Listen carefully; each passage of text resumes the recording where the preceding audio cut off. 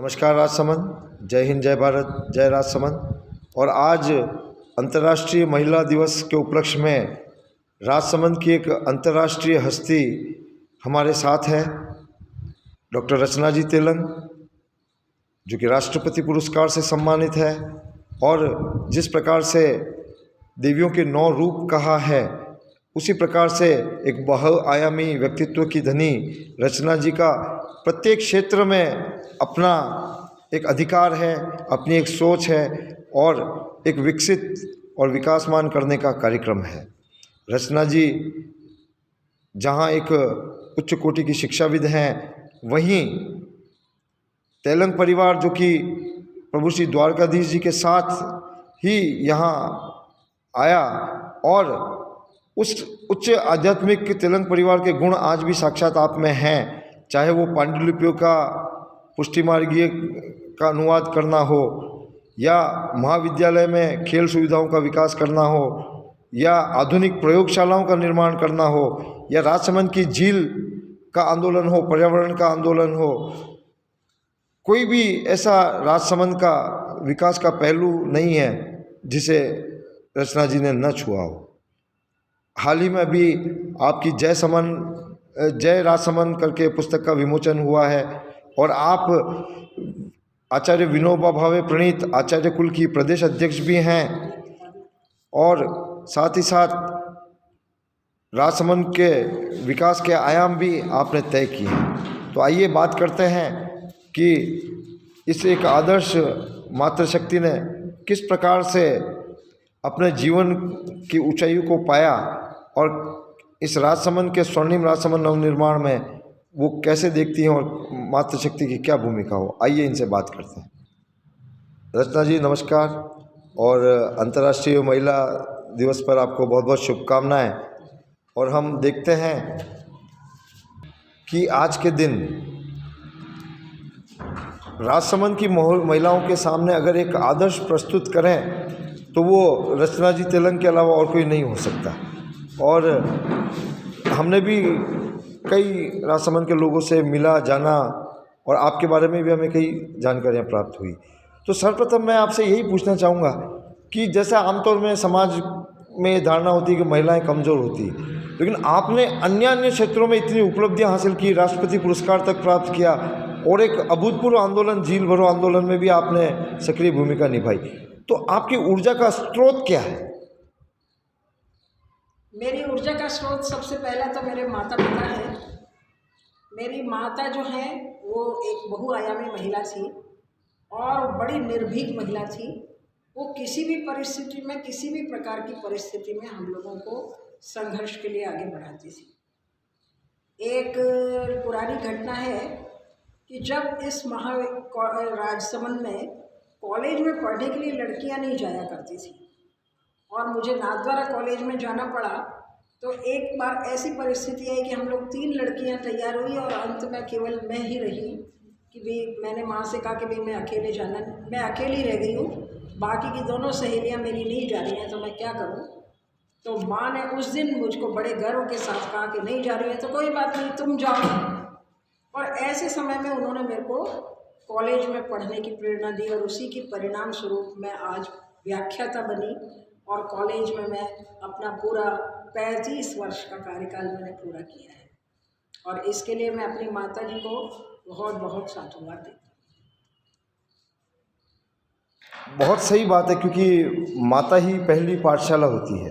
इसके अलावा भी जैसे कई बार जब हम अकेले में होते हैं, क्योंकि माता जी ने आपको आश्रय दिया, शिक्षा की प्रेरणा दी, लेकिन उसके अलावा भी एक व्यक्ति का स्वयं का अपना आत्मभाव होता है। तो आपकी अंतर ऊर्जा का क्या स्रोत है? मेरी अंतर ऊर्जा का स्रोत है हमारे ये जो द्वारकाधीश मंदिर और इसकी संस्कृति।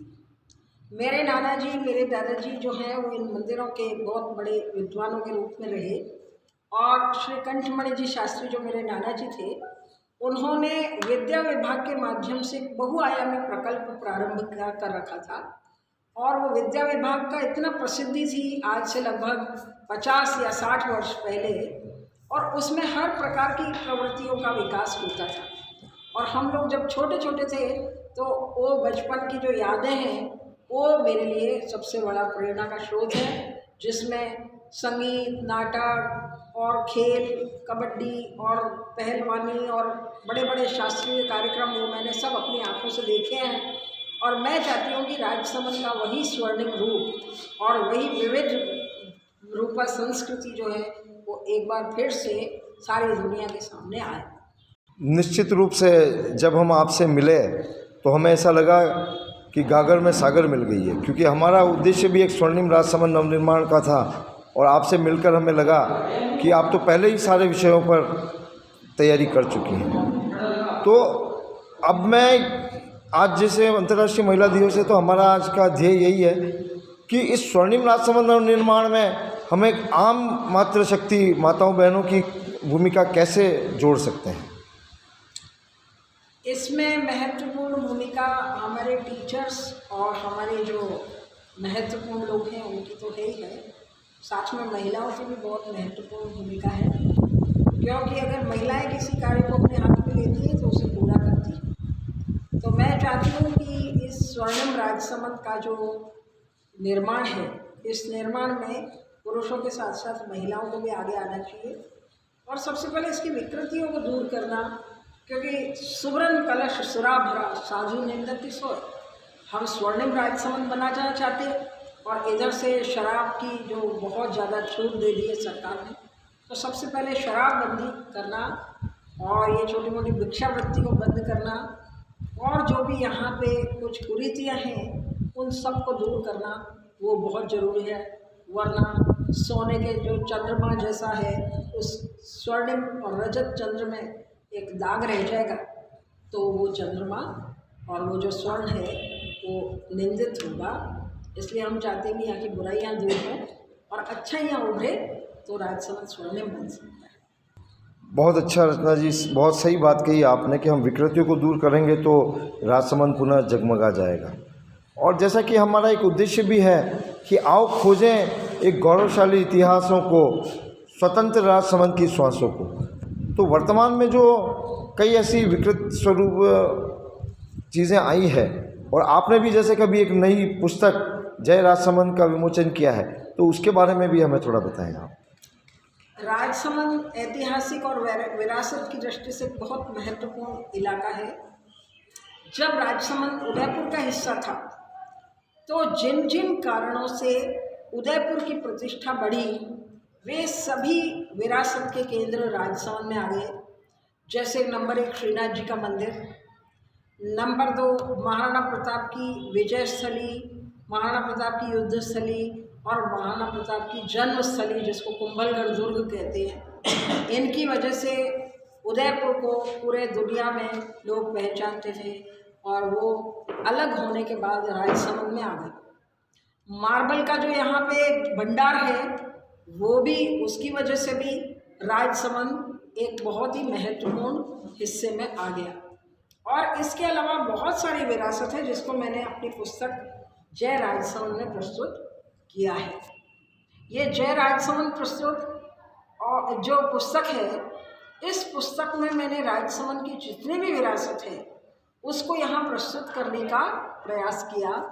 और उसमें मैं 2-3 चीज़ों पे हाईलाइट करना ज़रूर पसंद करूँगी कि यह श्रीनाथ जी की धरती है, यह श्री द्वारकाधीश की धरती है और इसके साथ साथ विट्ठलनाथ जी, यानी कि 3 जो पीठ हैं पुष्टि मार्ग की बड़ी, वो हमारे राजसमंद में है। इसके अलावा महाराणा प्रताप की जो मुख्य कर्मस्थली है वो राजसमंद है। और तीसरा, इसके अलावा जो मत्स्येंद्र नाथ की धूनी है, मचीन, जिसका एक बहुत बड़े गोरखनाथ संप्रदाय से संबंध है, उसका भी उद्गम स्थल और उसका तीर्थ स्थान यहाँ पे है। हनुमान जी की माता अंजनी देवी का स्थान भी यहाँ पे है। और इसके अलावा जो हमारे पांडव थे, उन पांडवों की माता कुंती का कुंतेश्वर महादेव हमारे ज़िले में स्थित है।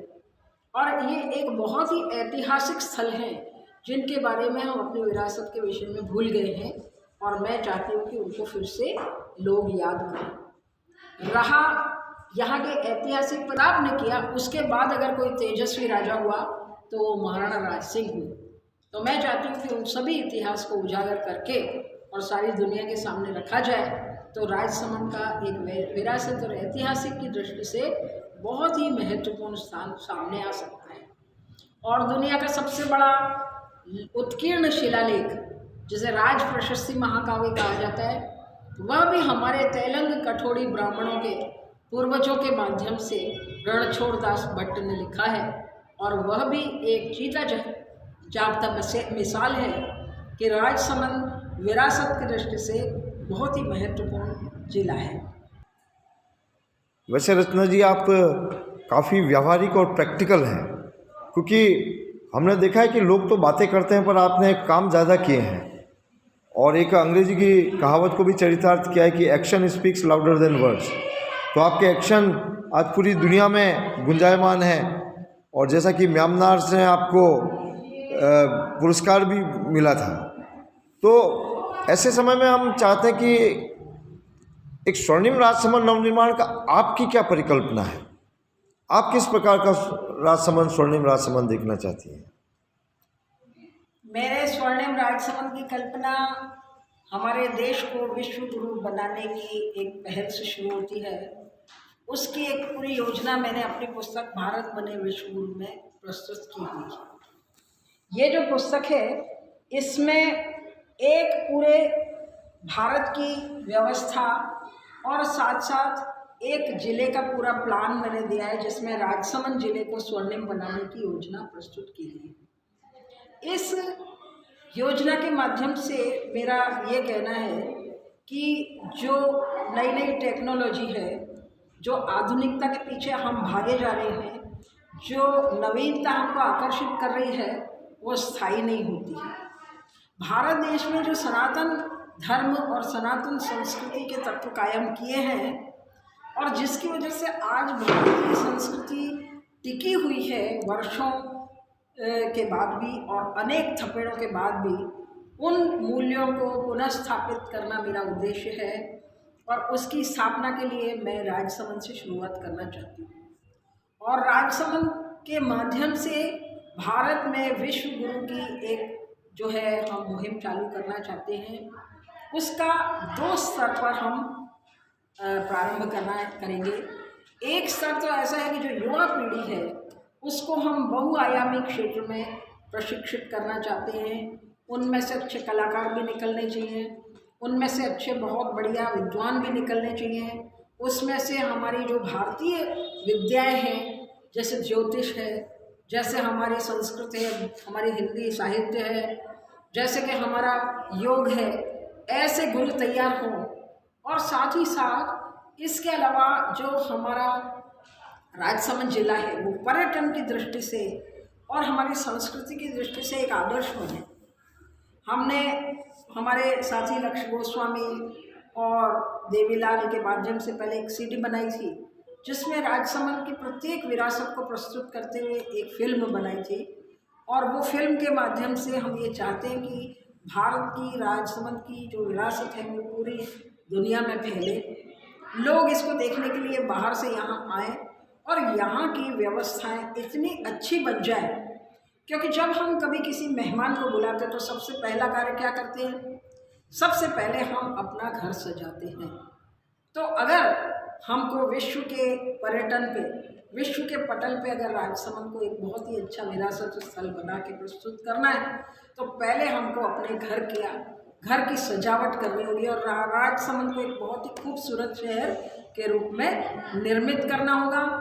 यहाँ के युवा पूरे देश में और पूरे विश्व में जाएं और राजसमंद की ख्याति को दुनिया भर में पहुँचाएं, और इसी के साथ साथ दुनिया भर के लोग यहाँ आएँ और यहाँ की संस्कृति से शिक्षा लेके जाएं।